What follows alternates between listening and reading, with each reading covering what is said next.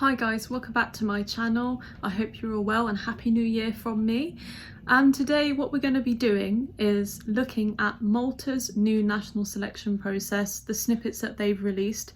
I'm going to give you my first impression on my first listen of all of these songs and let you know which ones I think they should go for, what to send to Eurovision, which ones maybe they shouldn't go for, that kind of thing. So please let me know down below in the comments what you think. Leave a like and subscribe if you haven't already.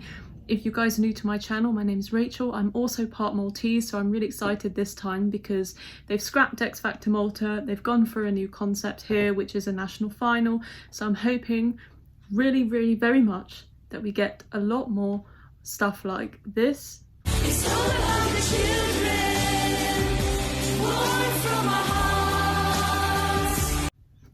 Just joking, I know it's a little bit cheesy, but anyway, let's have a little reaction. Thanks to Malta Eurovision YouTube channel once again, who's provided a compilation of all the songs.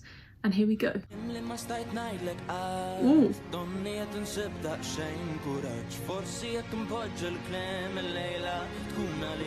I felt like that one had something about it. That was called Ritmu, which I think means rhythm, by Aidan Cassar. Now I've heard him before because he had a song called Nasib-Feek, I believe, which was in whole Maltese, and I think he convinced a lot of people that the Maltese language really works in a pop song, and this is something that Malta has been missing for years and years and years, which is sending a song in Maltese. They did it in the 70s, they came last both times, and never again, apart from in the year 2000, Claudette Patch uttered one phrase in Maltese and that was it. So it's been, you know, over 20 years since we've heard Maltese at the contest. So I'd love to hear this.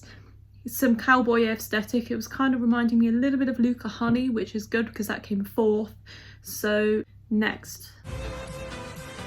Baklava.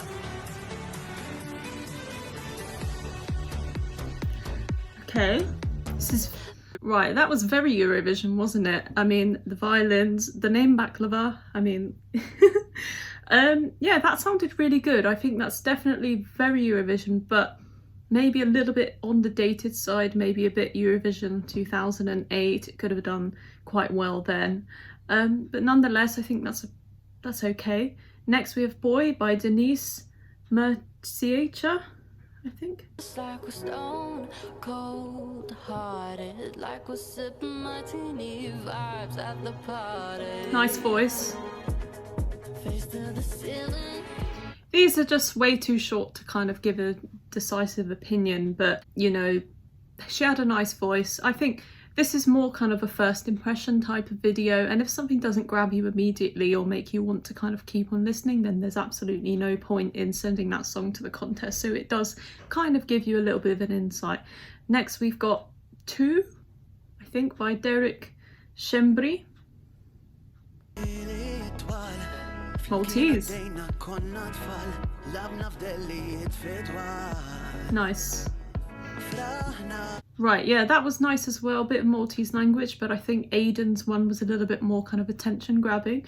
Now we have Enya Muscat, who is a very big star in Italy and Malta, so this would be a very strategic artist to send because you'd get a lot of familiarity, a lot of votes from Italy, and she's also a very good singer. I remember watching her sing Alicia Keys once and she was just so good, so let's see what's going on here. I will call you up on a Monday morning and I'll tell you that I'm irreplaceable. Yeah, I mean, that wasn't really enough to hear, but the piano sounded quite nice.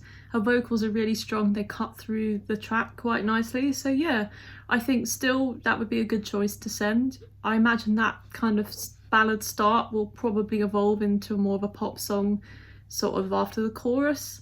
So yeah, next we got Enya Magri. Transformation, spiritual fires blazing, yeah. My heart hanging on a thread. These all seem quite modern, don't they? Immersing in a murky. Wasn't so much of a fan of that. Right, Francesca Sciberras. Years have gone by. Nah, honestly, I couldn't tell much from that one either. I didn't hear enough, but let's carry on. So far, Enya Muscat, Aidan Cassar, standing out. We're gonna fly high tonight. Just you and me. Is this all? Very modern again. It's never been easy. Didn't get much from that. Okay, Army. Been an uphill road. That sounded a little bit on the cheesy side as well. I don't know. Not quite grabbing me enough. I need you badly, like the desert rain. To get to you, I'd learn to fly a plane. You're a piece of chocolate, melting on my skin. Well, okay, disastrous lyrics. What the hell? I mean, catchy song, but the lyrics so far were very bad. No offense. Oh wow, chocolate and desert rain and fly a plane. Ooh, interesting choice. But I like the backing track, the instrumental, a sort of Greek sound there. Right, Jessica Muscat. She's represented San Marino. That was all right. Nobody listens. Where are we supposed to go? Turn all your pain into poetry. We came for love, my love. A bit bland, that one. Nothing special, to be honest. It was okay, good voice, but I can't really say anything else about that. Right, next we got Mark Anthony Bartolo with Serenity.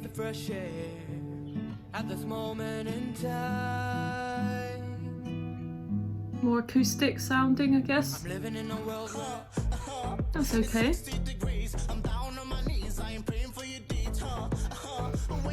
Okay, it's got more personality. Matte Black, interesting. Okay, that had a kind of DJ Mustard circa 2015 vibe about it. That had much more personality coming out of it than most of the songs so far, which is great because you need to stand out, you need to attention grab. So yeah, Matte Black, I'll put that one on my list as well.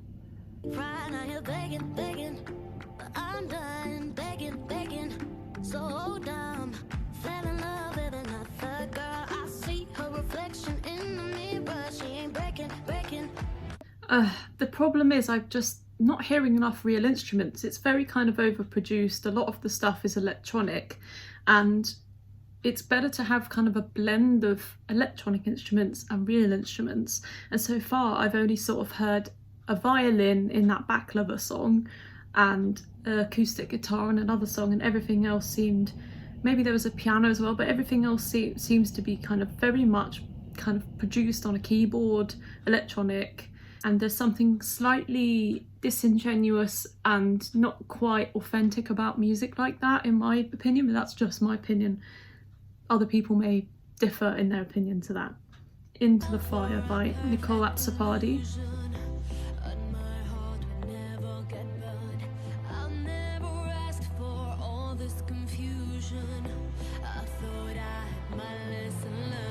Okay, that was all right.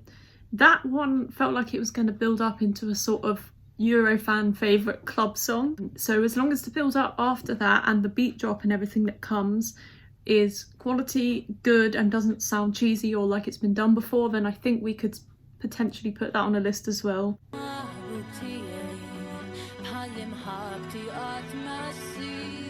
I love hearing the Maltese.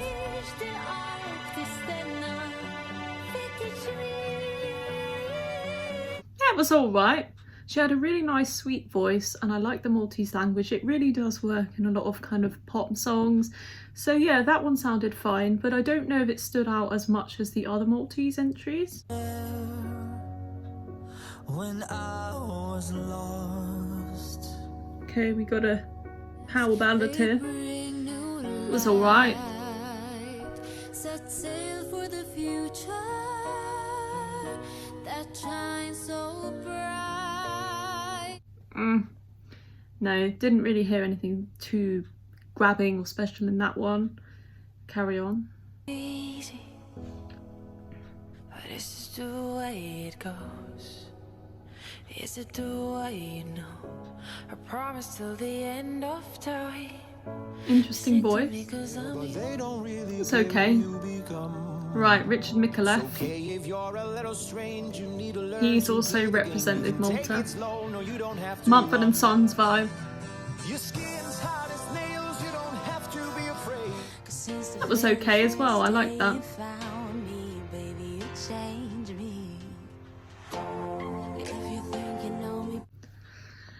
That last one was okay, but it just didn't really feel like it was doing anything new. Yeah, these are okay, but I don't think they match quite up to the last 2-3 years of Maltese entries that they've sent. It feels a little bit of a damp squib so far, but there is some gems hidden in there. I'd say Aidan Cassar with Ritmu was an interesting one there with the Maltese language. We had Emma Muscat, also would be a very strategic choice for Malta to send. Matt Black had an interesting personality, and I think that is one to keep an eye on. Richard Micallef as well had a Mumford & Sons vibe, and I think that is also interesting. Could stand out from other competitors in the whole kind of Eurovision, all 41 songs. So yeah, I think out of all of these, those are the 4 I'd go for. But I would personally send a Maltese entry. I would probably send Aidan if the song progresses further from what I've heard and develops and doesn't just do a kind of Switzerland 2019. It needs to be different, and the audience at Eurovision need to be surprised, and they need to be kind of, you know, introduced to something new for them to pick up the phone and vote. But anyway, those are my thoughts on the Malta Eurovision Song Contest National Final, and let me know down below your thoughts as well, who they should send, who's your favourite, that sort of thing. And I'll see you guys soon for a couple more videos. Bye.